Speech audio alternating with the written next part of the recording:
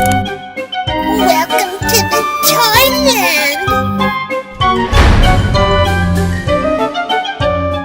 Hey guys and dolls, welcome back to the Toyland. It's the usual host, M, and today we're looking at something a little bit different here. Some of you might recognize this. This is a Gundam from the Gundam Wing series, although to be specific, this is from the Gundam Wing Endless Waltz movie. And this is the Deathscythe Hell Custom. The customs appeared only in the movie, and maybe in like some manga or something. I don't know. I haven't read any. I was a huge Gundam Wing fan. Well, I am still a huge Gundam Wing fan. But it's one of the shows I got into when I really got into anime in like 7th grade or so in middle school. And yeah, it's one of the few that has stuck with me through the years. So I'm actually going to be doing all 5 of these, although 2 of them, one of them being this guy, are the older versions. This is from like 2000. Oh wait, I take that back. This one is from 2011. Not too terribly old, but I will be doing Wing Zero, and he's like the original from, I think his is from like 2003, 2004 or something, pretty early. So, and then the other 3 will be newer, like this guy from 2011, if not later than that even. And they also have some interesting differences about them, which we'll get to when I get to those guys. So, yeah, here is Deathscythe Hell. He's on his little stand. No, this stand did not come with him. I had to buy these. But they are really cool stands. And they all, like, clip together. So, I have a pretty cool display set up for these guys. These are the master grades.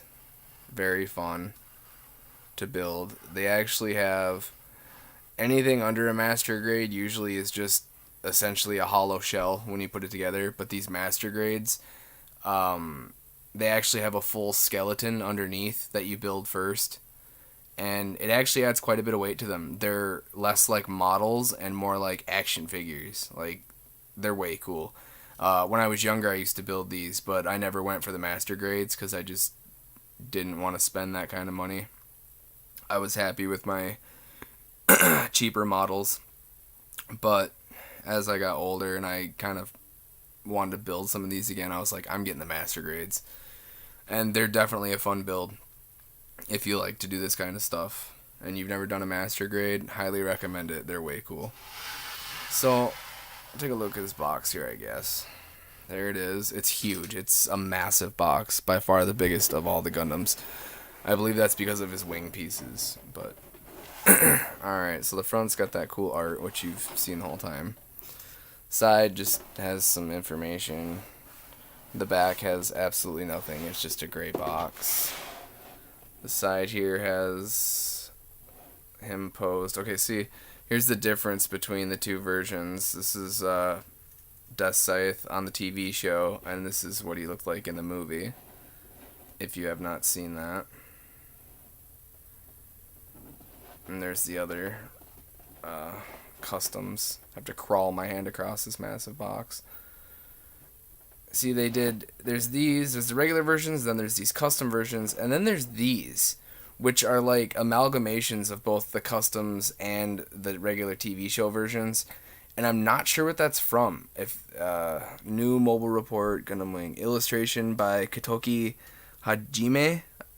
I'm not sure if they did that, if it was like a manga or what.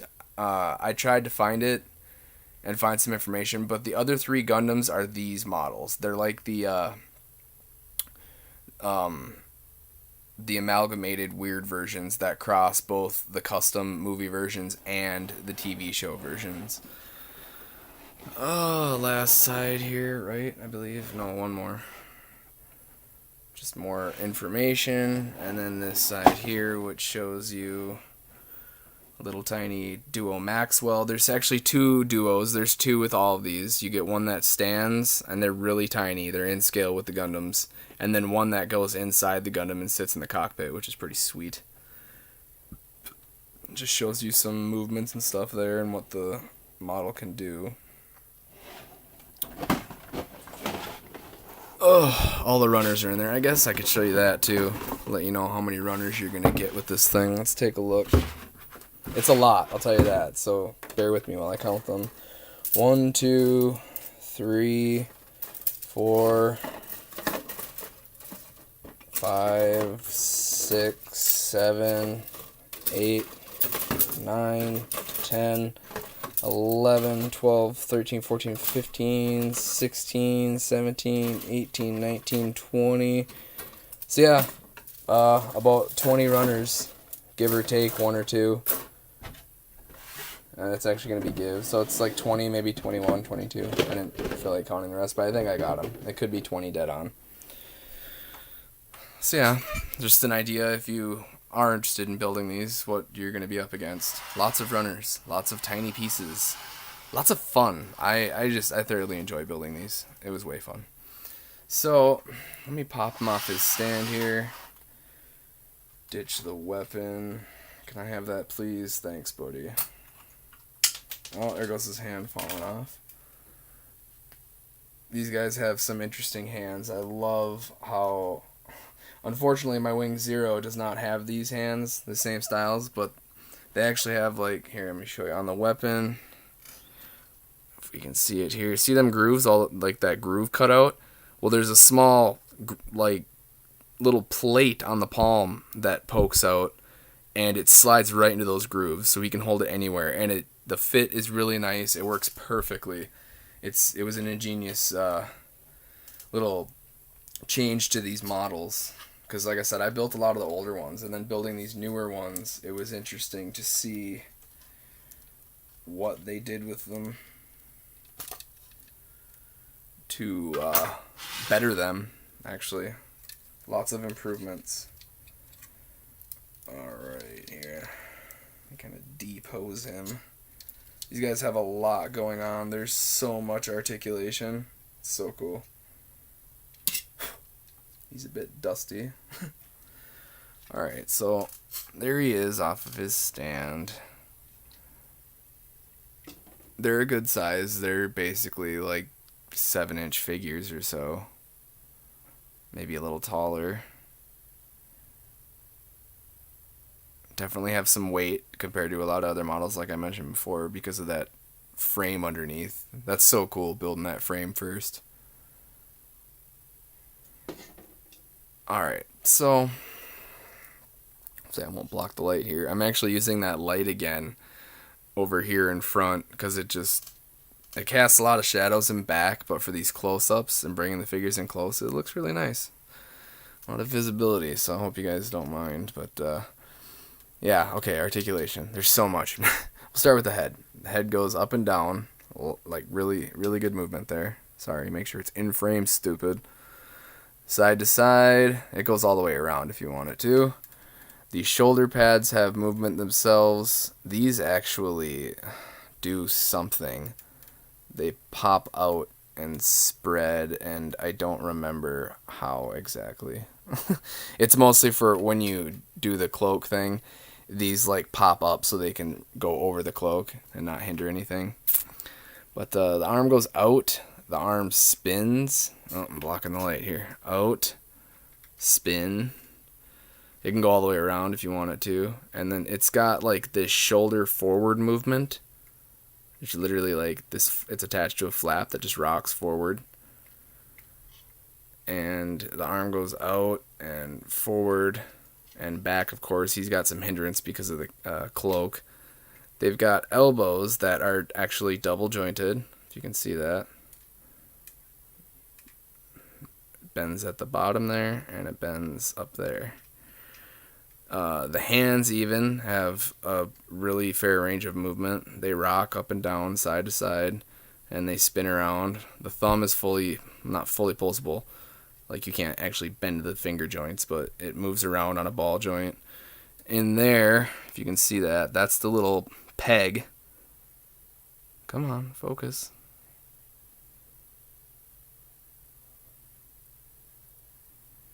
It wants to focus on the box. Okay, well that kind of did it. But if you can see there, that little peg in there, it's like, yeah, it just locks right into the weapon. Way nice. Let's see. His waist turns, but then he's got like this motion up here, right in there. There's like an ab crunch. You can see that. And then at the bottom of the torso, it also moves in there. And this is actually the cockpit here. You can see the little guy inside. I loved that about these master grades. Thought that was so cool. And of course his waist swivels around. Again, some hindrance because of his cloak. And I accidentally just knocked one of these off when I did that. Some of the parts, do come off pretty easily. These are models. They're not really made to be played with. You build them and then they look pretty. So these things are on ball joints, which I just kind of showed you, and I knocked that one off again. Yeah, you can see them little guys don't stay on the best. These ones here on the side are pretty good, and the front ones are also pretty good. I don't know what's wrong with those back ones. The leg goes out. It can go like all the way. And it goes forward, wow, and back. And if you do move it too far forward or back, you're going to launch pieces off. They got these sweet, sweet double jointed knees. These are fantastic. And you can actually see this knee piece like slides forward. The mechanic in here when you build this and you see how it's put together is so cool. I was impressed. Very cool how that knee joint slides like that, or the knee cap piece can slide. And then we got the foot, which actually has articulation all the way up through this like shin guard thing. And the foot itself rocks forward and back. And it actually has even this spike here has articulation. And of course the foot, the front piece of the foot can actually like move just a little bit. There's a little joint in there. And of course the feet spin all the way around if you want.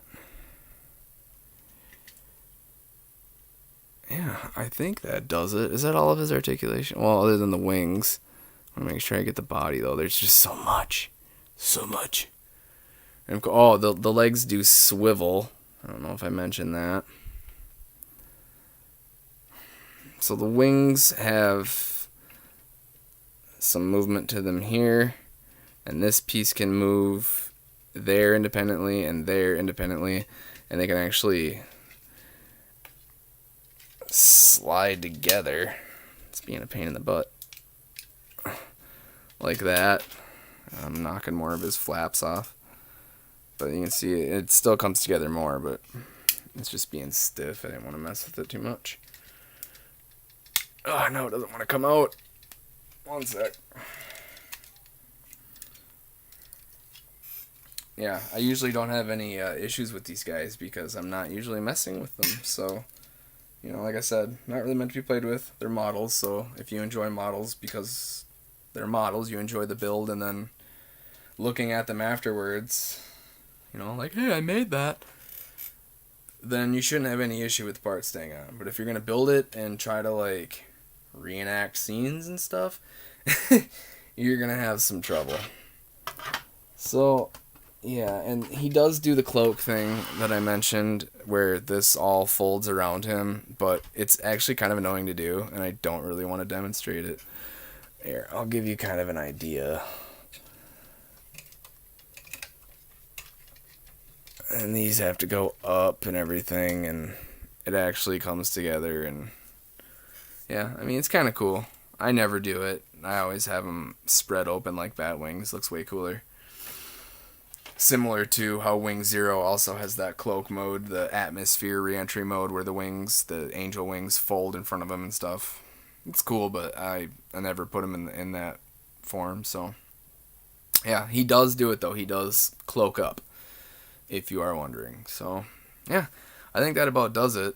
Pretty long review. Like I said, I'll be doing all of these guys. I think I'm going to record them all today. Oh, and look, I knocked that damn piece off there. That'll be fun to find. I didn't even notice that happened until right now. Oh well, I'll look for it in a minute. Yeah, so keep an eye out for the rest of these guys if you're into these kinds of things. Something a little different again, you know, throwing a little more diversity out there. So, yeah, more of these guys coming real soon. As always, guys, thank you for tuning in. I appreciate it. I am running a contest right now, giving away a Suicide Squad Joker Funko Pop. If you're interested, just find the video on my channel and follow the directions, and you could be the lucky winner. So, yeah, thanks again, and until next time, guys, keep on rocking.